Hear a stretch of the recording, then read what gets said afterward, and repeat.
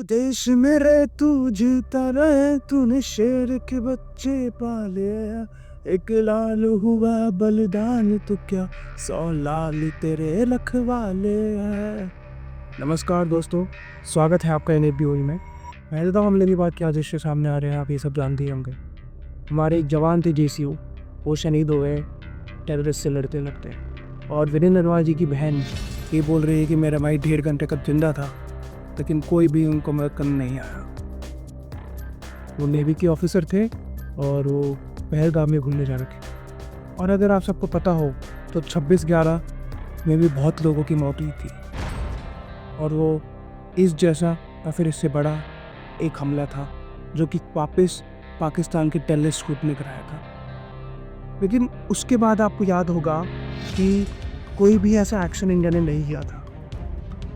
उसका कारण ये था कि उस समय की जो सरकार थी, जिसमें माननीय मनमोहन सिंह जी प्रधानमंत्री थे, वो प्रूफ खेल रहे थे।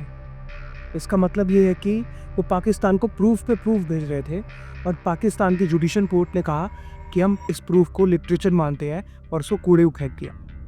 खैर, हम भी पाकिस्तान को कूड़े में फेंकना चाहिए था, पर हमने वो नहीं किया। हमने उनको कोई जवाब नहीं दिया, कोई कुछ नहीं किया, और हम हाथ पे हाथ धर के बैठ गए। लेकिन जो 26/11 के बाद हुआ था, वो इस पहलगाम हमले के बाद नहीं होना चाहिए। इस हमले के बाद पाकिस्तानियों को ऐसा करारा जवाब मिलना चाहिए कि उनको ज़िंदगी भर याद आए। पिछली वीडियो में मैंने आपको बताया था कि CCS की बैठक होने वाली है। CCS की फुल फॉर्म होती है cabinet committee on security. CCS में prime minister, home minister, defence minister, finance minister और नेशनल सिक्योरिटी एडवाइजर होते हैं। लेकिन इस वाली मीटिंग में फाइनेंस मिनिस्टर नहीं थी, लेकिन हमारे external affairs minister doctor S Jaishankar थे। इस CCS ने कुछ अहम फैसले लिए हैं, आइए उनको देखते हैं। आइए कुछ CCS के फैसले देखते हैं। पहला, इंडस वाली ट्रीटी को सस्पेंड कर दिया है, ना कि टर्मिनेट। क्योंकि अगर इंटरनेशनल कोर्ट ऑफ जस्टिस में पाकिस्तान जाता है तो हम ये बोल सकते हैं कि हमने सस्पेंड किया है जब तक पाकिस्तान अपना ये स्टेट स्पॉन्सर टेररिज्म ख़त्म नहीं करता। अब इंडस वाली ट्रीटी को अगर आपको मैं कुछ फैक्ट्स बताऊँ तो ये ट्रीटी 1960 में साइन की गई थी। 1960 में bye former prime minister Jawaharlal Nehru. और इस ट्रीटी के तहत पाकिस्तान को फ़ायदा था। पाकिस्तान को ये वेस्टर्न रिवर्स के तीनों रिवर के पानी, जेनाब, झेलम और इंडस जो कि सिंधु नदी भी है, वो मेन रिवर है इस ट्रीटी में। इसमें बहुत सारा पानी है, तो ये तीनों रिवर्स का पानी पाकिस्तान यूज़ कर सकता था। और ये तीनों रिवर्स करीब 80% यानी 80% कंप्राइज करती है।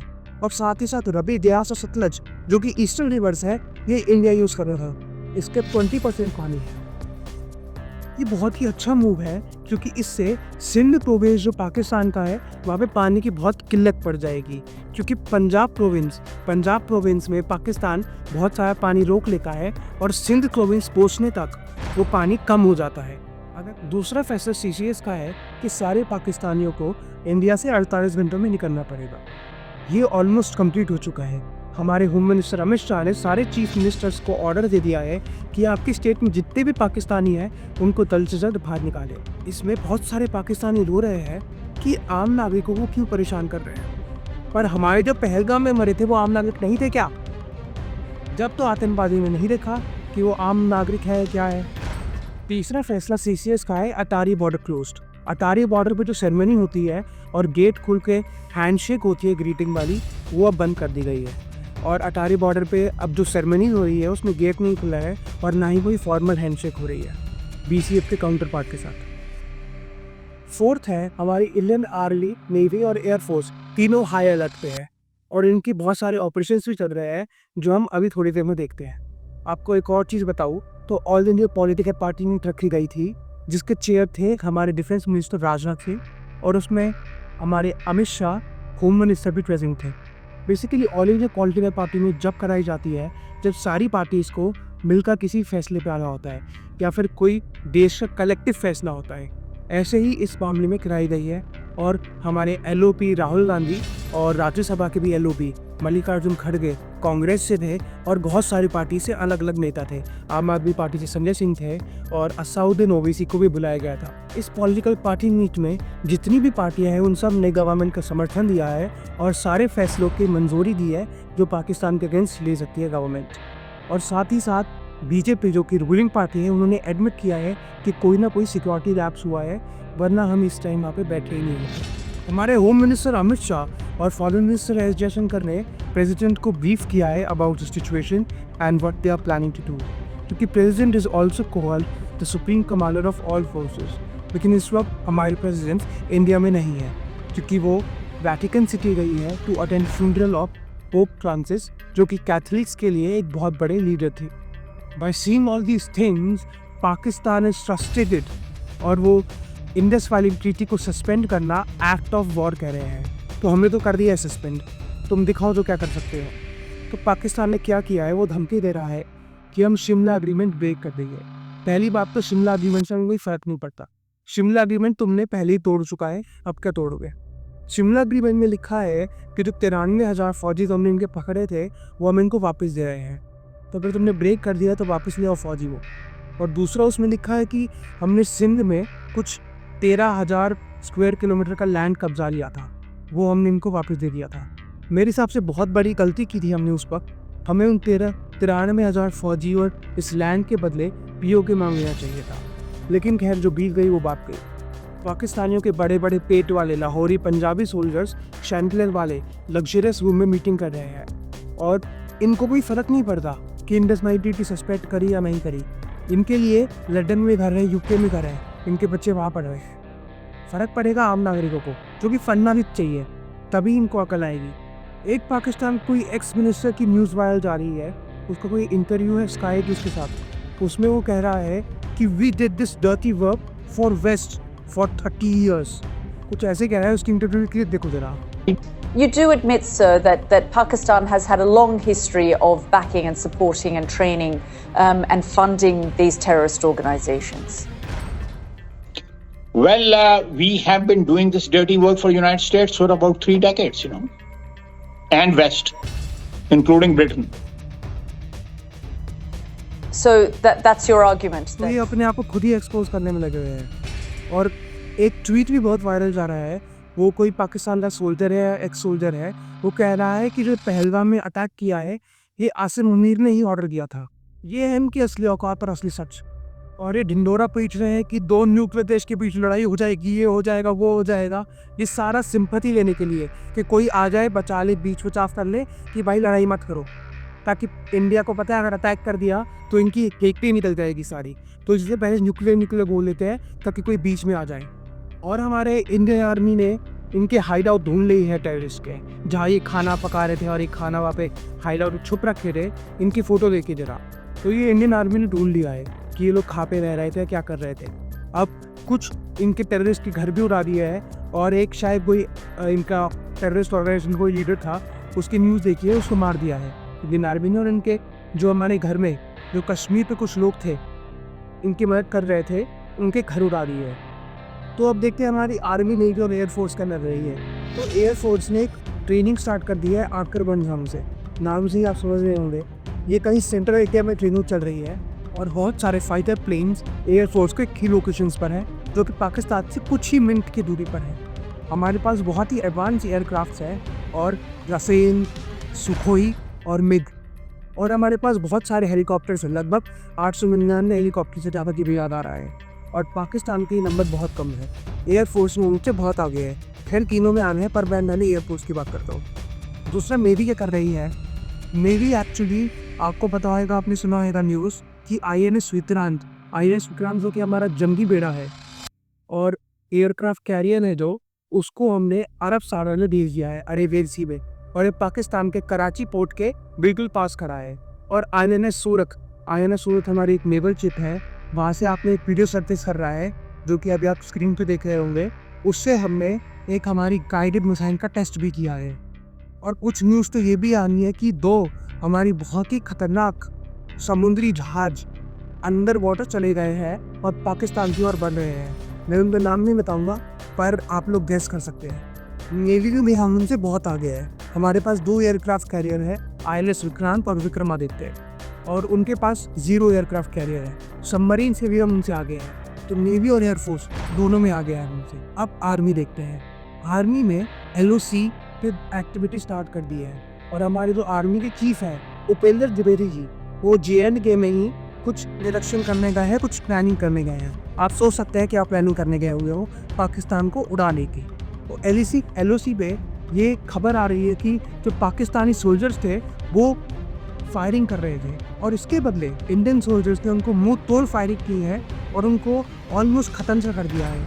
इसमें कोई भी जानहानि का मामला नहीं सामने आया है। और मैं आपको एक और जानकारी दूँ तो राफेल एम बेसिकली क्या है कि राफेल का मरीन वर्जन जो कि एयरक्राफ्ट कैरियर पे आता है वो है। वो राफेल एम की डील कुछ 26 प्लेन्स है जो कि हम मंडे को चाहिए। मंडे यानी कि 28 अप्रैल को हम साइन करेंगे और हो सकता है वो जल्दी ही इंडिया को मिल जाए। और जो ये राफेल एम है ये बेसिकली एयरक्राफ्ट कैरियर के ऊपर खड़ी हो सकती है और दुश्मन के ऊपर हमला कर सकती है। पाकिस्तान इन सबसे डर कर अपने आर्मर्ड कार्स और प्लेन को इधर अंदर घुमा रहा है, कराची से लाहौर से अपना POK, और ये डर चुका है बहुत बुरी तरीके से। ये आप देखिए मैप देखिए उनका कैसे उनके प्लेन्स इधर से उधर घूम रहे हैं। इंडिया को बेंजामिन नेतन्याहू यानी इजराइल तो सपोर्ट कर ही रहा है, इसके साथ साथ पुतिन और US भी सपोर्ट कर रहे हैं इंडिया को। US की जो आपको पता होगा सीक्रेट सर्विसेज की जो हेड है तुलसी गाबर, उसका एक ट्वीट आया है, आप देखिए। उन्होंने इस्लामिक टेररिस्ट शब्द का इस्तेमाल किया है जो कि बहुत लोग इंडिया में भी नहीं करते। और एक न्यूयॉर्क टाइम्स ने आर्टिकल छापा था जिसमें उसने मिलिटेंट्स लिख रखा था। US के ऑफिशियल ट्विटर पेज से उस मिलिटेंट्स को काट कर टेररिस्ट लिखा है। और उसमें ये देखिए ट्वीट देखिए उनका। मुझे एक बात समझ नहीं आती, ये लोग गनमैन मिलिटेंट्स क्यों लिख रहे हैं? Right, terrorist, they are terrorists. अभी आपने PM मोदी की स्पीच तो देखी होगी जब वो पंचायती दिवस मनाने बिहार गए थे। वो हिंदी बोलते बोलते इंग्लिश में स्विच कर गए थे। वो स्विच इसलिए किया था ताकि वर्ल्ड को मैसेज दे सके और वर्ल्ड को बता सके कि पाकिस्तान की हम कैसे बजाने वाले हैं। अब एक लास्ट सेगमेंट पे आ जाते हैं, बॉलीवुड की हिपोक्रेसी। बॉलीवुड में एक एक्ट्रेस है सुष्मिता सेन। वो पहले बॉलीवुड मूवीज़ में आती थी, आजकल शायद नहीं आती। उन्होंने कुछ टाइम पहले पहलगाम अटैक से पहले एक स्टेटमेंट दी कि actors have no boundaries, they have creative freedom, something like that. उन्होंने कोई स्टेटमेंट दी ऐसी पाकिस्तान एक्टर्स के लिए कि उनको यहाँ पे आने देना चाहिए और काम करने देना चाहिए। तो मैडम आपको इतना ही शौक आते पाकिस्तान में रहिए पहली बात तो। और ये बॉलीवुड की सबसे बड़ी हिपोक्रेसी है। एक कोई पता नहीं कोई एक्ट्रेस है या कोई है, वो फवाद खान कोई है और पाकिस्तान का एक्टर, उसके साथ एक सॉन्ग कर रही है। पता नहीं इनको क्या शर्म नहीं आती, क्या नहीं आता कि सारे उस खून के दोषी हैं, उतने ही दोषी है जितना बाकी पाकिस्तान है। जितने लोग मरे हैं पहलगाम में ये उतने ही दोषी है, क्योंकि इनको लग रहा है ये उनके साथ काम करके क्रिएटिव फ्रीडम दिखा रहे हैं, अपनी क्या दिखा रहे हैं। लेकिन उनको ये नहीं पता कि जो ये लोग पैसा कमाएंगे, पाकिस्तानी एक्टर फवाद खान है, जो भी इवेंट का नाम, वो जाके टैक्स देंगे पाकिस्तानी सरकार को और वो स्पॉन्सर करेगी टेररिज्म को और खून बहेगा इंडियंस का। और मुझे आप लोगों से एक टॉपिक पे बात करनी थी कि आजकल इंडिया में बहुत सारा फैल रहा है कि टेररिस्ट का धर्म नहीं होता, उसका कुछ वो नहीं होता। तो देखिए मुझे बाकी टेररिस्ट का तो पता नहीं, लेकिन इन टेररिस्ट का तो धर्म था। और देखिए मुझे बाकी चीज़ों का पता नहीं, लेकिन मैंने बहुत सारे धर्म के लोगों से, बहुत सारे लोगों से बातें की हैं। इस्लाम में भी बहुत सारे एक्सेप्शंस हैं। APJ अब्दुल कलाम और बहुत सारे फेमस सिंगर्स, अभी कॉमेडियंस जाकिर खान को देख लीजिए, बहुत सारे लोग हैं वो कि अच्छा काम भी कर रहे हैं। लेकिन मैंने एक चीज़ सीखी है कि पता नहीं इस्लामिस्ट पीपल में रेडिकलेशन की अमाउंट बाकी रीजन से ज़्यादा होती है। इसका कारण हो सकता है कि इस्लाम में कुछ लोगों को बचपन से नफरत सिखाई जाती हो, उनके पेरेंट्स द्वारा, उनके टीचर्स द्वारा या किसी और द्वारा। अभी मैं एक मेजर गौरव वाला की वीडियो देख रहा था यूट्यूब पे, तो वो बता रहे थे कि जब मैं कश्मीर में पोस्टेड था तो एक छोटी बच्ची थी, मैं बाकी सबसे पूछ रहा था कि भाई बड़े होके क्या बनोगे, तो एक छोटी बच्ची बोली कि जब मैं बड़ी होकर माँ बन जाऊँगी मैं अपने बेटे को जिहादी बनाऊँगी। तो अभी छोटे बच्चे के पता ही नहीं होगा कि क्या होता है जिहाद, क्या ये होता है, ये उसको किसी ना किसी ने सिखाया होगा। तो ये जो नफ़रत की चीज़ें हैं हमें ये ख़त्म करनी होगी। टेररिज्म का धर्म होता है या नहीं होता ये मुझे नहीं पता, लेकिन जो ये बचपन से हेट और किसी पर्टिकुलर धर्म या जाति के अगेंस्ट हमें सिखाया जाता है, ये बंद होना होगा। और ये बंद होगा हमारे आने वाले जनरेशन के एफर्ट के थ्रू। उम्मीद करता हूँ कि आप सब अच्छी राह पर चलेंगे और ऐसा नहीं करेंगे। ऐसी वीडियोस देखने के लिए और इन्फॉर्मेशन के लिए मेरे चैनल को आप सब्सक्राइब कर सकते हैं और वीडियो को लाइक कर सकते हैं। धन्यवाद। जय हिंद।